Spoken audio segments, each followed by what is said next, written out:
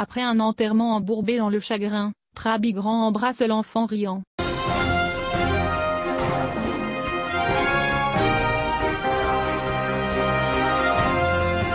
Les premières heures du matin au rond-point d'Ygrand attendaient l'arrivée de son fils riant dans sa ville natale. Les femmes et les paysans regardaient toutes les voitures qui passaient avec un regard de recherche de ce qui était nouveau et de la date des funérailles de l'enfant qui est né et a passé dans son petit village. Le calme qui a régné tout au long de la matinée s'est rapidement retiré devant la curiosité de tous et le désir de connaître la date des obsèques, qui ont été suivies par des centaines de citoyens qui ont souffert des chemins accidentés vers le cimetière de Zoïa au plus haut sommet de Tamarou. 1 heure avant midi, la foule affluait au cimetière, alors que les autorités ont construit une chapelle pour recevoir la prière funéraire, à laquelle assistaient l'ouvrier régional et le gouverneur de la région, alors qu'aucune délégation gouvernementale n'était absente, contrairement à ce qui était largement promu. Devant les mesures de précaution de distanciation et de distribution de masques à tous, un grand nombre s'est retiré dans les montagnes et a grimpé aux arbres en scandant des chants religieux, et la chapelle s'est contentée d'en embrasser un nombre ne dépassant pas une centaine pour accomplir la prière.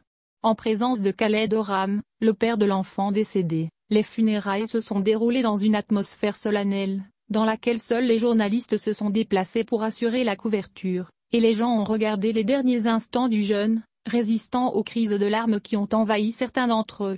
eux, selon les aperçus de Express. Les autorités de gendarmerie et les forces auxiliaires ont renforcé les opérations de contrôle sur un tronçon de 8 km, en érigeant des barrières humaines pour contrôler au mieux le cortège funèbre, et surveiller le nombre d'arrivées pour éviter tout éventuel surpeuplement. Immédiatement après les funérailles, des centaines de fidèles ont rejoint, vers 2 heures, la maison de l'oncle et du grand-père de l'enfant décédé, où le père de Rayan reçoit les condoléances, entretenant une atmosphère de silence qui s'est abattue sur les tentes des hommes et des femmes. L'enfant, Rayan Oram, est décédé samedi dernier, après avoir été coincé dans un point d'eau pendant près de 5 jours, puis les équipes de secours ont pu le récupérer, malgré les grands espoirs qu'il souhaitait le faire sortir vivant.